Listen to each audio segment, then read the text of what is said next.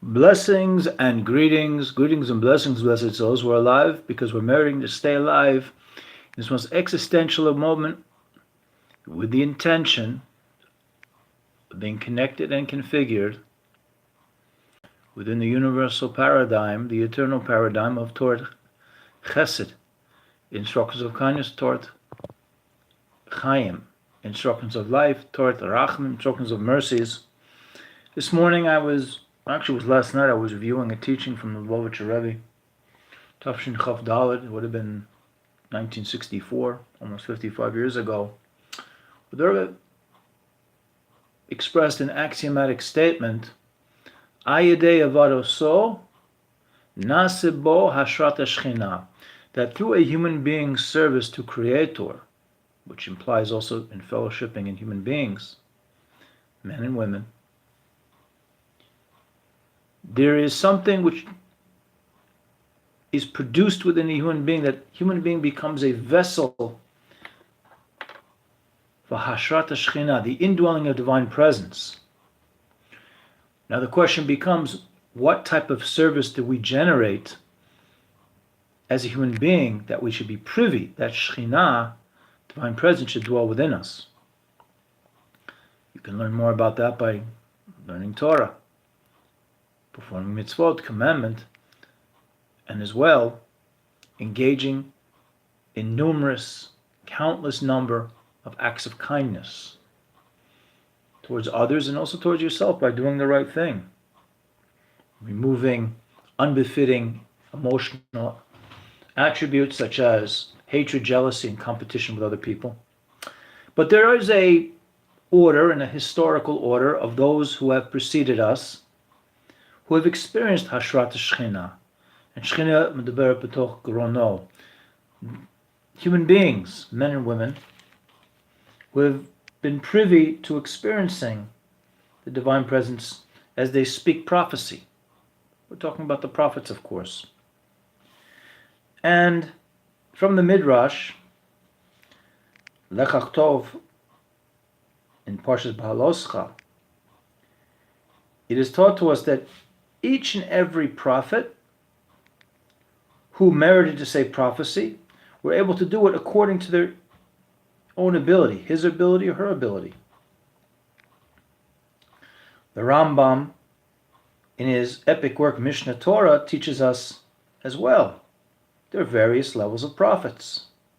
Just as one human being could be wiser than another human being, so too, in terms of levels of prophecy, one prophet can be greater than another.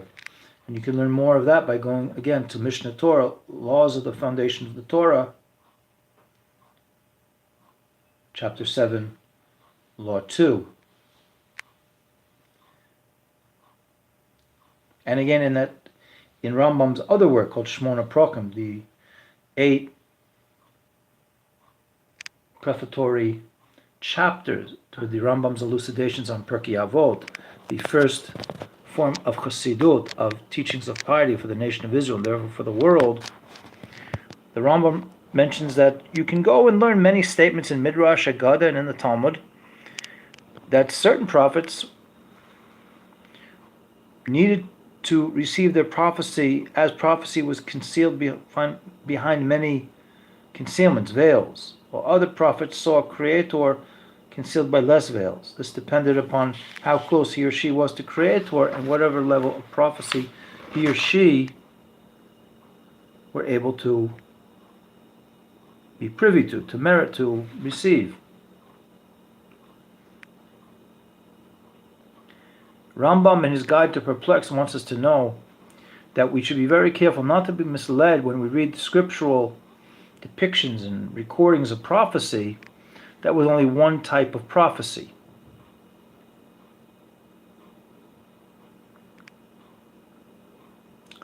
For it's possible that a prophet can utter a prophecy at one time in the form, one of the levels that Rambam eventually will get to. The Rambam speaks about 11 levels of prophecy, which we're not going to speak about today, hopefully in the next presentation.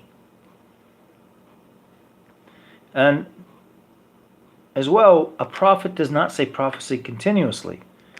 There's periods of inspiration and arousal from above and inspiration and arousal from below. And a person at that point reaches the highest level of human consciousness to be merely a receptacle, a loudspeaker for the Creator's message to the human family experience.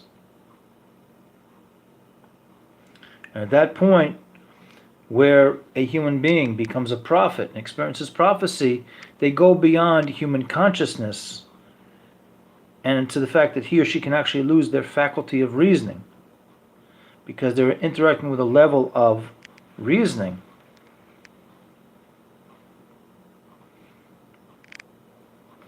that confuses the normative human intellect. So we'll leave it there, blessed souls. This is just a short, impromptu presentation about prophecy.